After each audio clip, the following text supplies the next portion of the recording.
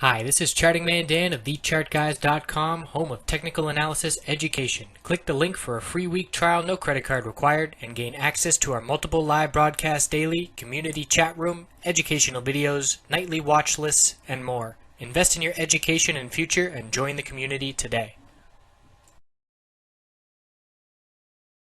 Looking at Tesla on the daily and weekly time frame, the bulls were out in force. We had the gap down open on the bad news overnight, and that was just a buying opportunity.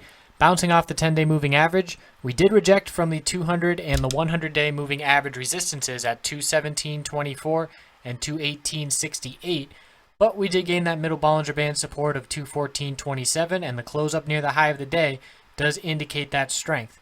There's a gap to fill at 218.81, so we came just shy of that level today, still that gap to fill. And if we can close above 219.83, all moving averages on the daily chart will be back to support. We have this bullish MACD cross, so it is still a lower high, lower low pattern here, and the bulls are going to have to turn that around by first getting above 223.75. That was a little bounce attempt that was rejected, and then ideally for the bulls getting above 240.84. So clear downtrend still intact. The weekly time frame shows that. It is a very bullish reversal candlestick, but it's still a lower high and a lower low compared to the Brexit week. So we can see that lower high and lower low on this pullback. And if we reject, look at all this resistance between 219.57 and 228, and we line that up on the daily chart. So lots of daily moving average resistance just ahead, and then once we get above that, we've got weekly moving average resistance to worry about.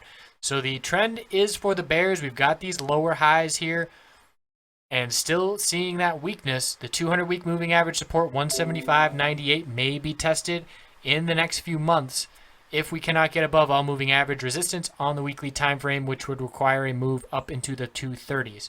So after such a decent bounce over the past 5 days, the question will be, do the bulls have the momentum to power through these moving averages?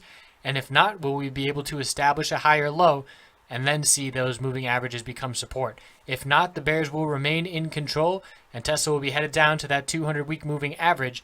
So next week will be very telling, and that higher low currently is at the low of today, 206, and we have this support established at 205. You can see back in mid-May we bounced off 205 3 times. So 205, 206, a key support going forward. We'll check back in on Tesla. I appreciate you watching. Have a great long weekend.